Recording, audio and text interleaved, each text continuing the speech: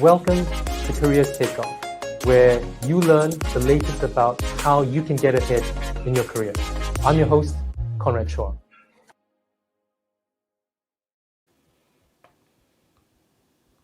Welcome, I'm Conrad.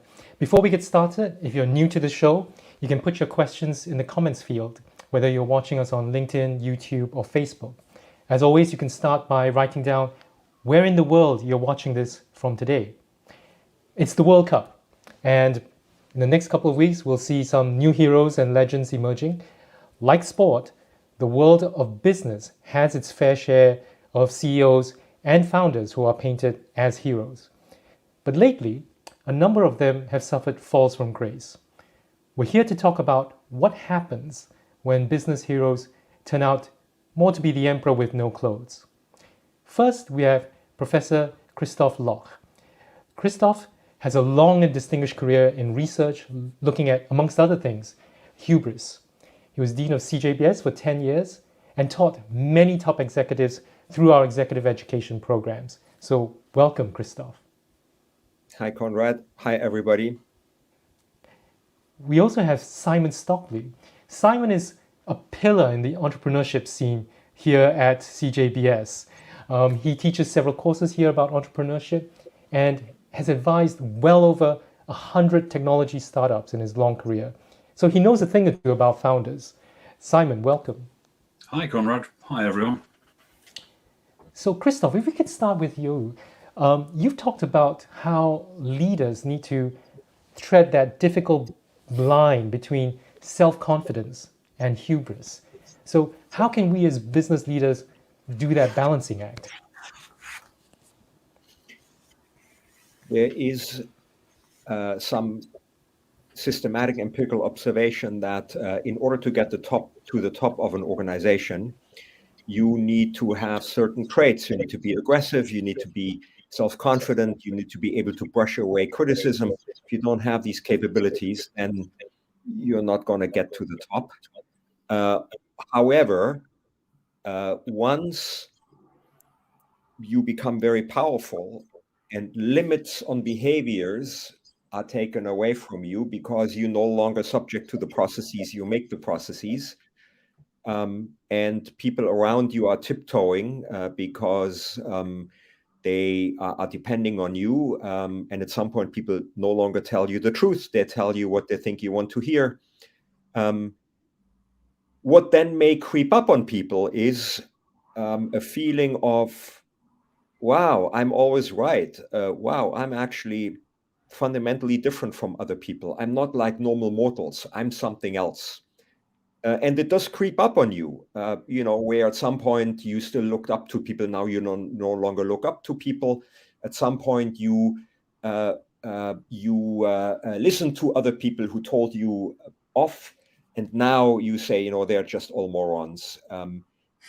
You rest in yourself ever more. And at some point, and people are not all the same, but the tendency for status driving and self-confidence to move into hubris is in everybody. And once this happens to you, you will not respect other people anymore. You are not listening to other people anymore. And then there's a danger that you make atrocious decisions and that you destroy the organization around you and maybe yourself. This has always been with people. The Greeks invented the word hubris, so they knew what this was. We've always had this, and maybe it's now at the moment discussed more. But leaders have always been vulnerable to this. Simon, before we go to you and your observations of how founder teams make that transition from startups to becoming bigger, let's just have a shout out to some of our viewers. So we've got Aswathi who's watching from the UK. Victor is in Bangalore. Ahmed is in Karachi. Oh, Charles is at UC San Diego, so it must be a nice day out there for them. TS is watching from Iceland. We have Marco, who is, I think, a student actually at CJBS on the MST Entrepreneurship, and he's watching Korea versus Portugal. I won't ask him what the score is. Aliyu is from Nigeria, and Saswati is watching from India. So thank you everyone for joining. And a reminder, if you've got any questions about leadership, about Hubris, just pop them in the chat or comments. Simon, you've worked with lots of founders and founder teams. Some of them have become very successful. Based on what Christoph said, can you see at some point, which point at the cycle of success do these founders begin to tip over from being self-confident into hubris? Really, to all intents and purposes, when the organizations become recognized as being highly successful and quite large.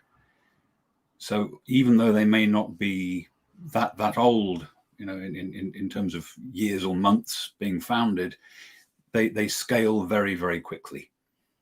Okay, so it's when they've raised several rounds of venture funding, they have a big name, a big reputation with the tier one investors. I think that's when we start to see some of those behaviors becoming a risk, at least. Certainly when the venture is young and small, they're very vulnerable. There's this well-known concept of the liability of newness, that they can't make their product because they've got no money, they've got no customers. Because they've got no customers, they can't raise money.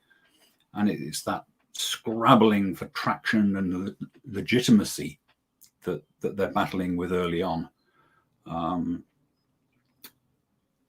There is a risk, of course, at that very early stage, not necessarily of hubris, but distinctly unethical behavior as a means of survival, if you will.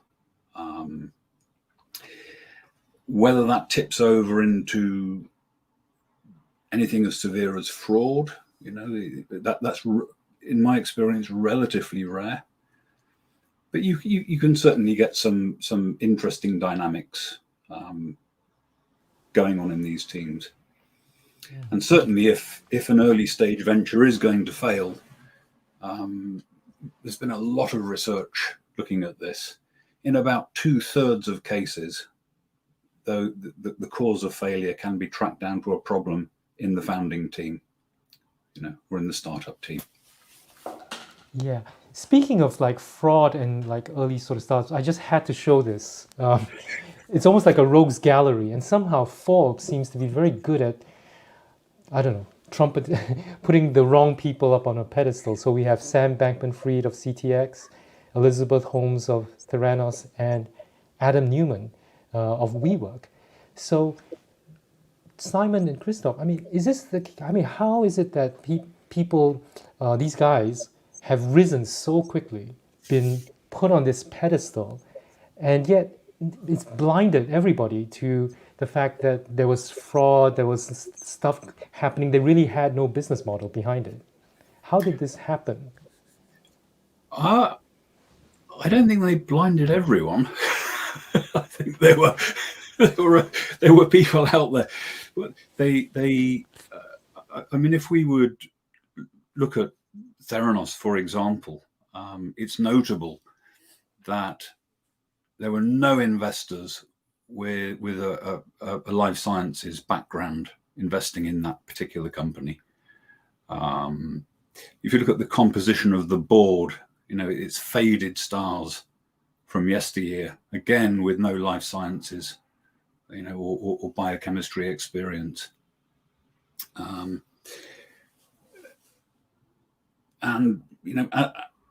As it turns out, Elizabeth Holmes has just been sentenced to 11 years. Sunny Balwani, the chief operating officer and president, he's just been found guilty of multiple counts of securities fraud and wire fraud. Looks like he's going to get an even stiffer sentence. And a lot of people saw that coming. A lot of people saw it coming, essentially because the laws of physics matter. There is a social surrounding of this. I recently had a conversation with a banker, who is interested in supporting entrepreneurship, and we talked about entrepreneurship in Cambridge, and we discussed that there is a lot of very, very powerful and interesting activity in Cambridge. But that unfortunately, not as many people in Cambridge want to build organizations as, for example, in Silicon Valley. And then this person from the bank said, well, but there is another, difference. You guys are just not ambitious enough. You talk about that you have something nice, but, you don't really sell it, and you go for 5 million, and in the US, they would really build a story around it, and they would go for 50 million. You just have no ambition, here in Cambridge. And, the story of, doing the marketing and really getting people excited, that's where, in America, people are just superior. The downside of this is that, in the words of, one entrepreneur, another entrepreneur who I talked to a few years ago, he said, well, investors just want to be lied to. And if there is a social environment where you are seen as a loser, if you are not overly aggressive, then you are in a way, constructing an expectation that people do exactly what Elizabeth Holmes did. And as Simon said, it's not impossible to see through it, but people just don't want to see through it, or some people don't want to see through it, and these people went too far. But there is an expectation that if you don't ride the line, which is close to lying to other people, then you're seen as not trying hard enough. So again, the social environment plays a role here, and it may amplify some tendencies which are in humans in general, and increase the number of stories, that we're seeing there, Conrad, that you were referring to. I think that's a great point, Christoph. And I've been following the FTX story fairly closely, and it appears that Sam Bankman-Fried, or SBF as he's widely called, was widely viewed as a wonder kid, with a top degree from a prestigious US university, and very high profile investors like Sequoia were tripping over themselves to put money into FTX, to the extent that apparently at one investor pitch he was sat there playing a video game on his laptop, and they thought it was cool. The guy was a great story. Yeah, apparently true. And another venture capitalist looked at the proposal and said, love the idea, love the passion, love the vision. The one concern is that you don't appear to have a board, and before we could invest, we will need to see some sort of governance in the organization. And the reply to that was that the venture capitalist could go away and procreate with himself. I won't say exactly what was said because it's a bit vulgar. But seriously, for a kid in his late 20s to sit before investors and just call the shots, just astonishing. Yeah, and of course, some people were commenting actually he wasn't very good at League of Legends, which was the video game that he was talking about. But there's a couple of comments and questions from the audience. So the first one from Felsted, who's watching from Ireland, He's got a link to a YouTube video. I'm not sure what that one was, but I guess it's a comment about, I'm not surprised by Samuel Bankman-Fried's baggy shorts and the big T-shirt because it's a gimmick. And most people who wear a gimmick are also selling a gimmick. And this is the part where I think on Twitter, women actually pointed out that if they came to an investor pitch dressed like SBF, they would get zero money. And how did he, right, go in looking like disheveled and still alive and well? Hmm? Sexism is still alive and well. Yeah. Now, there is, of course, there's always a balance, right? If you come with a T-shirt, what are you communicating, right? You may be communicating creativity. I am, you can't put me into a box. And some scientific types, they really get away with this. You may be communicating power. Look, guys, I'm telling you right away by how I come to this meeting, I'm sending you a message, right? I have power and you don't, and some people, thrive like that. But then there's also a message of respect or disrespect. And when you get to the point where somebody goes into a meeting where disrespect is being communicated right away from the beginning, then all alarm bells should be going off in your head. And you should be expecting the worst, and you may not be able to walk away, but that's what you should be thinking about, because when people do that, that means that either they're reckless in general and unreliable, or maybe not in general, but certainly toward you. So the message is in how people come into meetings. Are sometimes subtle. Sometimes people are not even aware of the message they send, but it's important. And you see power differentials, right? People who are more powerful take more liberties than people who are perceived as being less powerful. That's also part of the subtle, language that signaling that people send in meetings. Another comment, we've got Roxana, who's actually, according to the LinkedIn profile, she is founding a startup. She's a startup founder from University of York spinout. And in terms of the comment about if investors want to be lied to, find better investors.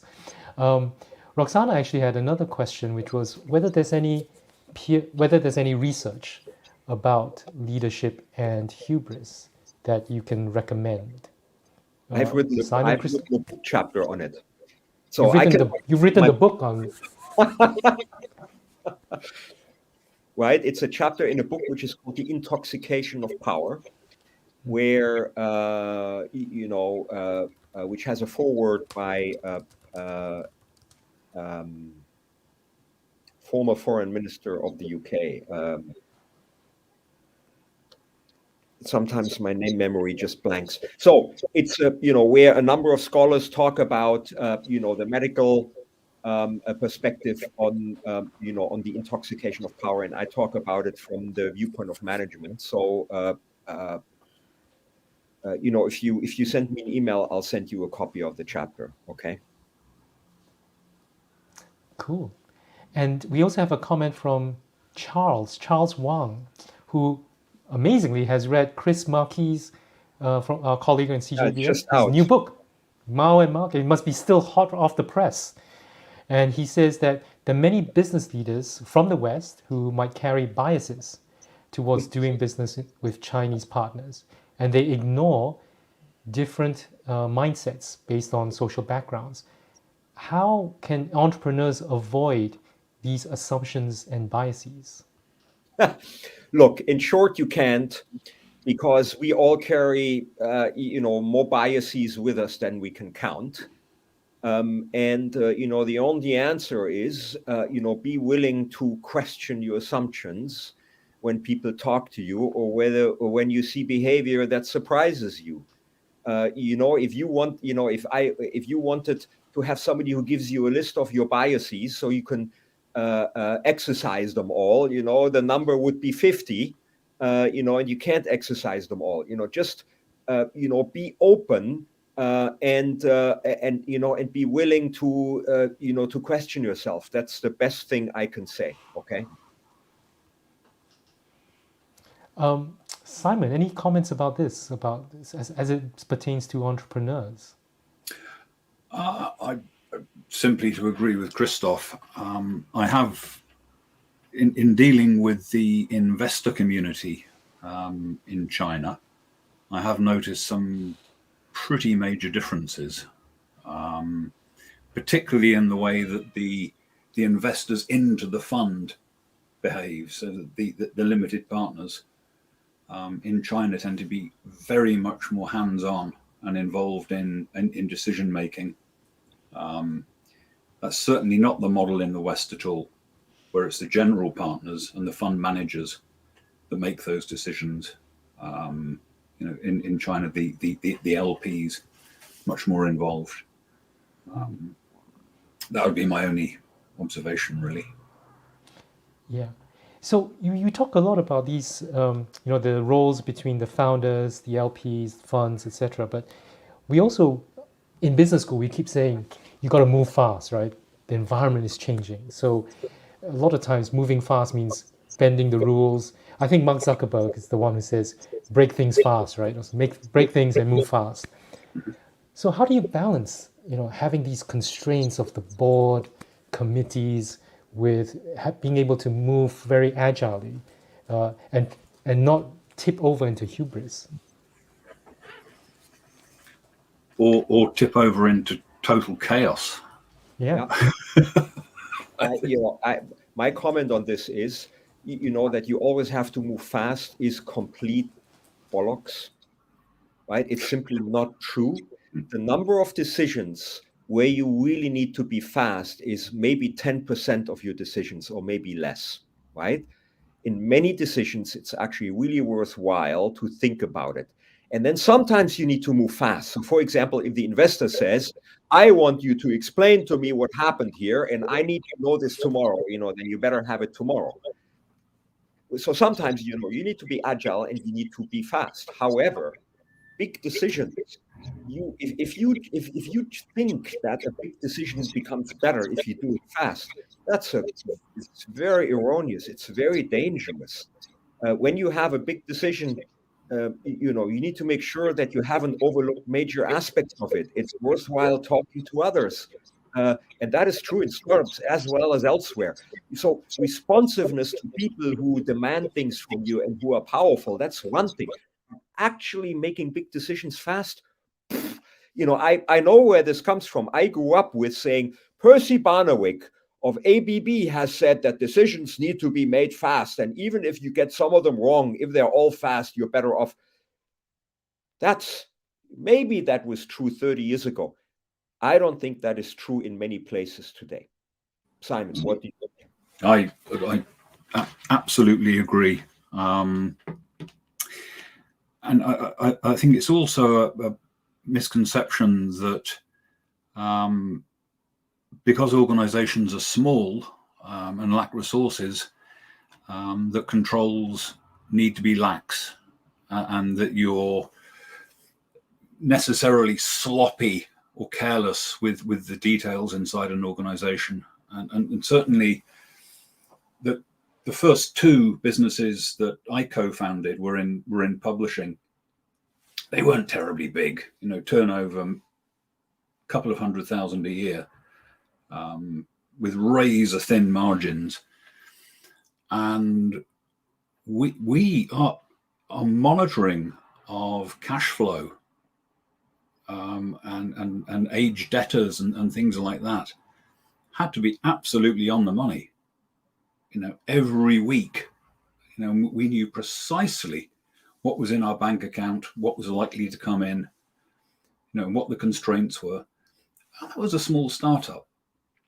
And so, it really is just basic common sense. I mean, startups operate under conditions of high uncertainty. One of the roles of the entrepreneur is to map the risk in that uncertain environment and control what you can. Yeah. So entrepreneurs are not necessarily risk takers. They'll take calculated risks, but they map risk and deal with it and manage it. And control what you can as an entrepreneur. There's plenty of things you can't control, to be sure, but at least focus on the things you can control. And as Christoph said, don't rush those strategic decisions, because that will come back and bite you. Yeah, just to show, I think our colleague in CJBS, Michael Kitson, says, there you go. It's David Owen. Michael, you're not yet suffering from Alzheimer's. Sometimes I feel I'm getting there. Yeah, it's David Owen. You're right. And I think Venkata agrees with you, Simon, that and Christoph, that really only maybe 10% of the decisions need to be taken very quickly, and big decisions actually need a bit more time. I have this question from Ahmed, which I don't know whether either one of you want to take this, which is the $1 million question, I guess. Can we look for certain traits in people that tell us that these people are more prone to hubris than others? Christoph, could I have a stab at that? Go right ahead. You want to step outside for a second? No. It's all right. Is it? I do have a feeling this leads us into something called the dark triad. But correct me if I'm wrong, Christoph. So that there is something called the dark triad of personality traits, which has really been researched extensively for the last 20 years. So the term was first coined in 2002, and there are hundreds and hundreds of peer-reviewed articles now. Just looking at that construct, and it really is a combination of three, not necessarily personality disorders, although two of them are, that tend to cluster together. So the first would be subclinical psychopathy, which is manifested as being callous, unemotional, remorseless, sometimes impulsive, being possessed of superficial charm, often associated with quite high levels of intelligence too. The second is narcissism, essentially self-love, grandiosity, pride, ego, and a distinct lack of empathy for others. And finally, and this one isn't the personality disorder, it's Machiavellianism, named, of course, after the Italian politician, which is a tendency to manipulate and exploit people, and an absence of morality. And when these are found in an individual, you should watch out. Effectively. So I would argue that hubris might be associated, or more likely, in people with those personality traits. So let me add to that. By the way, Simon, Machiavellism has been essentially legitimized by neoclassical economics, right? Where if I believe that we're all just rational agents who are interacting, and caveat emptor, if you don't read the small print, it's your bloody problem, not mine, then Machiavellism is almost a consequence of that. But that's different from hubris. So, I agree with you. If somebody has very strong narcissistic traits, the danger of hubris is there. However, that's a small minority of people. So I would say we need to be careful that hubris is a very exaggerated expression of status craving, which everybody has. Men and women, men a little bit more overtly than women, but almost everybody has, and some people have it more than others. And some people maybe don't have it more than others, but they couldn't get any, of that for a long time. And when at some point limits are taken away, they go and they, they indulge. So I think, maybe some people, you can see the roots, but you cannot predict it. You need to view it as this can happen to very nice people, and they were humble and nice until somebody took all the constraints away, and then they started, gorging on it and trampling over other people. And it can happen to you and me. It's not only the usual suspects. You need to see yourself vulnerable for it and watch whether you are engaging in behavior that 10 years ago you would have found disgusting in other people. Look for the signs in yourself. It is not, it's not only the people who are narcissistic who fall into this kind of behavior. I just had a workshop, with a very well-known French academic, Christoph on project management, who was a classmate of Carlos Ghosn. At the Polytechnique, right? I mean, in France, the Polytechniciens, they're all a little club. And he, and this guy, Christoph Midler, is a very, well-known academic, and he is humble, very nice guy. And he said, look, Carlos Ghosn was a really good guy. He was an engineer, he was like me.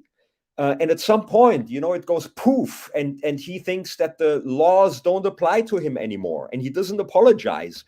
And he says, they put me into jail. They're wrong. I'm right. So, it can hit people of whom you didn't expect it, including yourself. That's really, what I think you should keep in mind.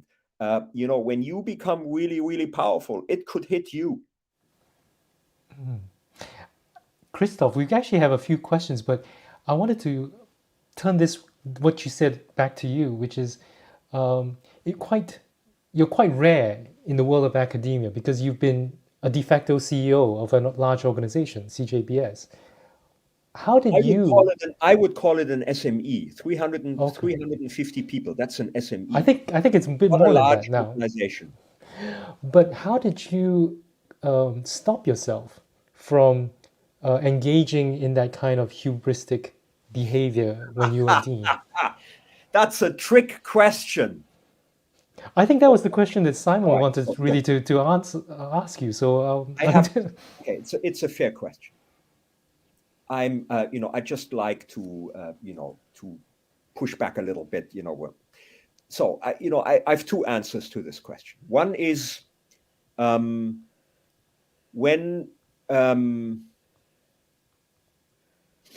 I was at INSEAD, a professor, and it became public that I would go to Cambridge as the dean, a colleague of mine came into my office and slammed an academic article, on my table, which said, the dean's disease. It was called the dean's disease, and it talked about, when people become deans, then all of it, then they tend to no longer know their friends and and behave in ways which are disgusting. It said it in more sophisticated words. And so it was de facto talking about hubris that hits people when, they were used to be among colleagues and now they're, elevated, and how they behave in, they go gaga, basically. Okay. And so I was accused, that I would turn into a monster, when I would go into this position. And I,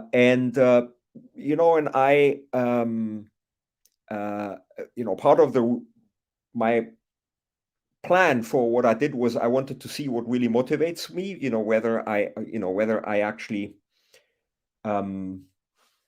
start liking power, for its own sake, and I think the answer is that I don't, so I did a little test on myself, and, power is not what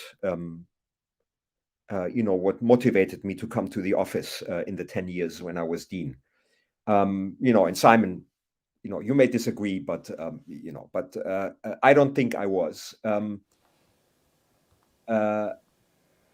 The second thing that I would say is that if you're the dean of the Cambridge Judge Business School, in some sense, there is no danger, that you fall under the spell of hubris, because there are so many people who beat you up all the time. There is a faculty board, and then there is a school of technology, and then there is the university administration who always tells you how much out of line you are, and then there are your colleagues, who basically tell you, you can't do anything of me because I'm employed by the university, and nobody cares what you do anyway. And so there are so many signals that keep pounding your insignificance into you, that there is a real, damper on hubris.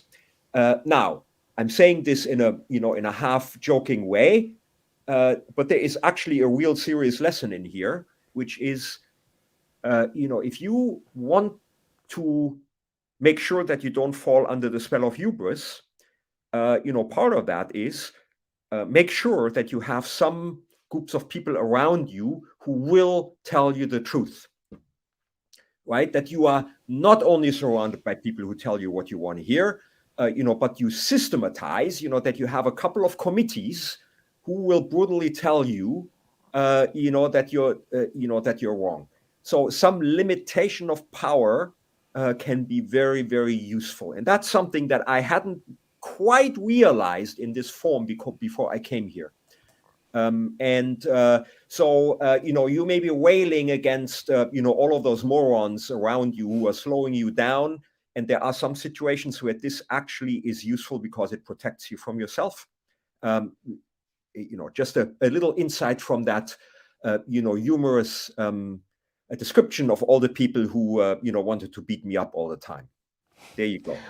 Well, Christoph, I will say that you never, in your 10 years that I worked with you, you never ventured across that line. I think this was the article that your colleague at INSEAD slammed on the table, the Dean's disease. So if people want to go, it's an actual article as well. Wow. I still have it. It's your Bible, I see. Simon, we've got this question from Marco, one of our MST students, who says, FTX was kids managing kids. What do you think of this young entrepreneur mentality? And I think it goes back to what Christoph was saying from Silicon Valley. If you haven't made it in your 20s, you're finished. Is that the prevailing mindset right now? No, I don't believe it is. And certainly, if you look at some of the really, really successful startups that came through Accelerate Cambridge, good number of those were people, certainly well into their 30s, still youngish, but well into their 30s, and with, as Marco will know, on the MST in entrepreneurship,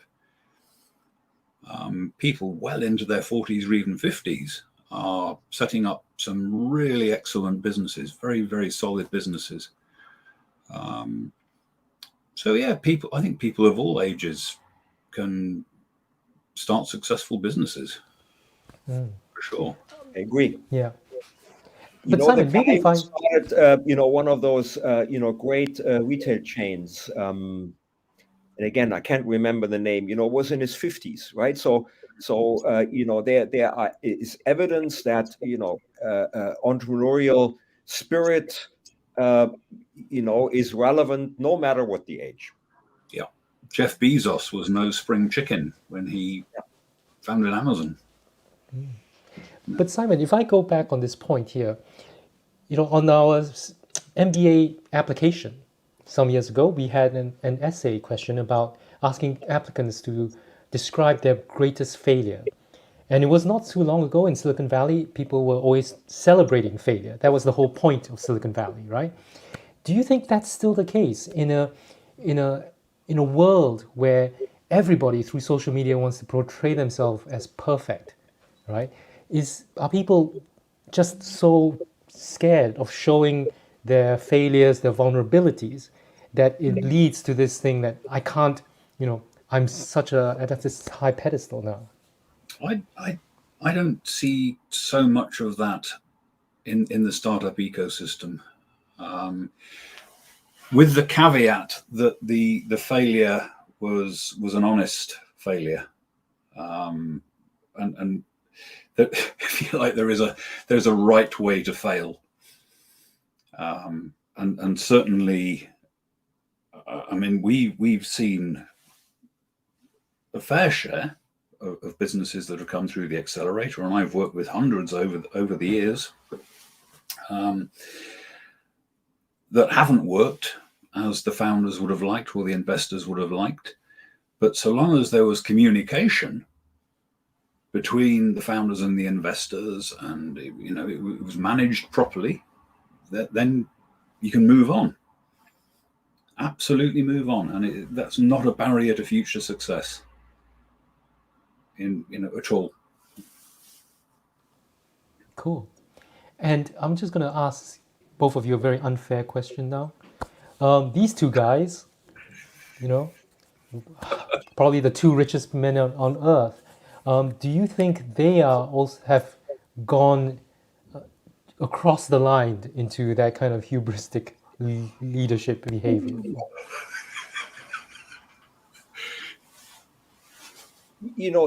This is, again, that's a trick question. This is like, this doctor, before Donald Trump became president, who was quoted in saying that, there is clinical evidence that Donald Trump is pathological narcissistic. I mean, he couldn't know that, and we know only, information about these two people that makes it into the public, which may be biased, and spinned. So this is very difficult. From the information that I see, it seems like Elon Musk is, the way he seems to have behaved at Twitter, for me, has symptoms of behavior that is hubristic. I mean, to treat, a whole set of, people in a successful company, how he treated them is disrespectful. That's always a symptom, I would say. Whereas Bezos, I think that's much less clear. Amazon is really making some significant efforts to behave like a responsible company. I wouldn't, dare, to make a statement about Jeff Bezos, being hubristic. I think that would be, inappropriate. It's not clear whether that is the case. And I guess the thing about Bezos is that he stepped away from Amazon, right? He gave away the reins, and he's gone to, he's trying to go to space now, I guess. Very quickly, some people would call hubris, but but I know, yeah, but he managed to get out. The Amazon investors. One last question would be: we're in a business school, and we're educating people like Marco and many thousands. What do you think we should teach to our students so that they can identify, that kind of traits, but also not cross that line?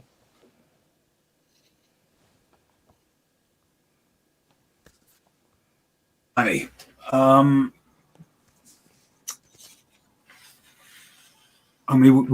were having a short conversation before we went live about actually the utility of trying to teach people ethics, because if people are going to do wrong, probably doesn't really matter if we tell them to, avoid that or not. The outcome is likely the same. But I think some foundation in in ethics and individual morality. At least some understanding of that is helpful, and we are very, very careful to do that without being too preachy about it. And one thing to bear in mind for entrepreneurs is that the morals of the founders become the ethics of the company.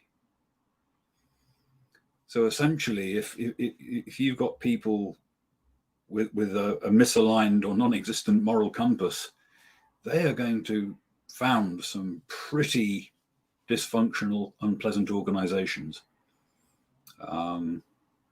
So there's that. And I just think I saw a comment came up a little earlier about the importance of governance. I can't stress the importance of that enough. And a very good friend of the school, famous entrepreneur in Cambridge, is Darren Disley. Founded Horizon Discovery, which went on to float, and he's very generous with his time with us. And he says that essentially founders have 3 responsibilities: as governance, strategy, and execution. And absolutely, these are small little responsibilities. Absolutely. Yeah. So if I can build on Simon, I think a business school absolutely has the responsibility to teach people what ethics is, and ethics is not a theoretical, philosophical, hot air topic. It's about humans relate to each other, and ethics is about how we need to be careful in relationships, how we affect others. It's a fundamental responsibility, and we need to teach people this. And as Simon said, that doesn't mean that people will not later break it, but at least they need to know that they're breaking it because we have taught them what it is. I think that's very, very important.